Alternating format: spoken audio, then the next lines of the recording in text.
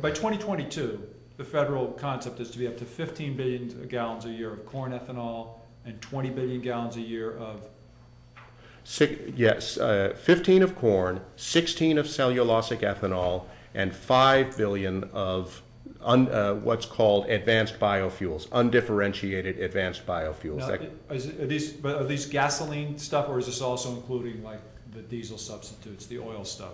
That includes biodiesel. Okay, I think so. The 4 or 5 includes biodiesel. Includes 1 billion gallons of biodiesel. Yes.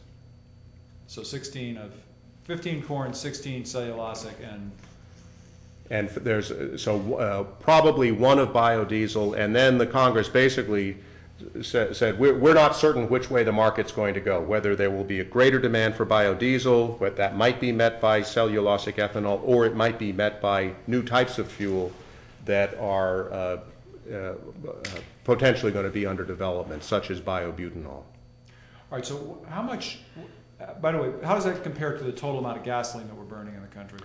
Last year, we burned about 145 or 150 billion gallons, so 36 billion would be about 20% of the total fuel supply. So that means if we're 95% dependent on oil today, it means we would remain 80% dependent on oil 15 years in the future. Okay. But it's a little smaller than that because you should add the diesel in too, right? Well, give or take. I mean, there's a billion gallons of diesel, and of course we can't project what the total level of fuel demand is going to be. Will it continue to grow, or will it possibly level off and decline? A lot of, that's going to be largely a function of what happens with population, with automobile patterns of use. Will higher prices cause people to drive less or shift to smaller cars?